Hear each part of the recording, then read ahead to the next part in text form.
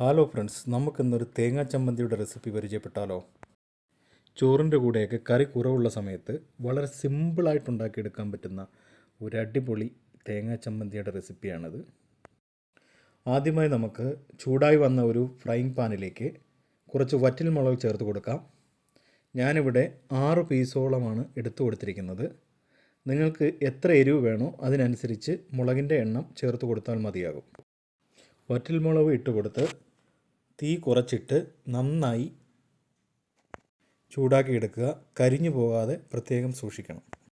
അതിനുശേഷം അടുത്ത പടിയായി അതേ പാനിലേക്ക് തന്നെ കുറച്ച് എണ്ണ ഒഴിച്ച് അതിലേക്ക് ഒരു 7-8 ചെറിയ ഉള്ളി നന്നായി ഫ്രൈ ചെയ്തെടുക്കണം. ഇപ്പോൾ ചെറിയ ഉള്ളിയെല്ലാം നന്നായി ഫ്രൈ ആയി വന്നിട്ടുണ്ട്. അടുത്തതായി ചമ്മന്തി അരച്ചെടുക്കാനായി എന്തൊക്കെ ചേർത്ത് കൊടുക്കുന്നു നോക്കാം. ഒരു ചെറിയ കഷ്ണം ഇഞ്ചി, വറുത്ത് വെച്ചിരുന്ന വറ്റൽമുളക്, ചെറിയ ഉള്ളി, ഒരു ചെറിയ നെല്ലിക്ക വലിപ്പത്തിലുള്ള പുളി നല്ല സോഫ്റ്റ് എടുത്തത്. ഇത്രയും സാധനങ്ങളാണ് മിക്സിയിലേക്ക് ചതച്ചെടുക്കുവാൻ പോകുന്നത്. അരച്ചെടുക്കേണ്ട ആവശ്യമില്ല, ജസ്റ്റ് ചതച്ചെടുത്താൽ മതിയാകും.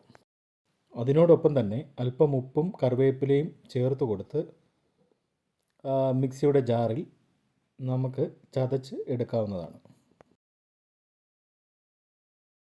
ഇതുപോലെ നന്നായി ചതഞ്ഞു വന്നതിന് ശേഷം അതിലേക്ക് ചിരകിയ തേങ്ങ ചേർത്ത് കൊടുക്കാം. നമുക്ക് ഞാനിവിടെ ചെറിയൊരു കപ്പ് തേങ്ങാപ്പീരയാണ് എടുത്തിരിക്കുന്നത്.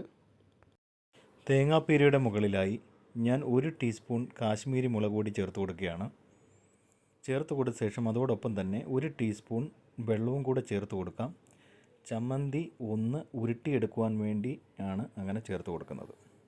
ആദ്യം മിക്സിയുടെ ജാറിൽ ഒരു വട്ടം കറക്കിയെടുക്കുക. അതിനുശേഷം ഒരു സ്പൂണ് കൊണ്ട് എല്ലാം ഒന്ന് ഇളക്കി യോജിപ്പിച്ച ശേഷം നന്നായി അരച്ചെടുക്കുക. ഇതാ ഇപ്പോൾ ചമ്മന്തി റെഡിയായി കഴിഞ്ഞു. അടിപൊളി ഒരു ചമ്മന്തിയാണ്. തീർച്ചയായും നിങ്ങളിത് ട്രൈ ചെയ്ത് നോക്കുക. സപ്പോർട്ട് ചെയ്യുക.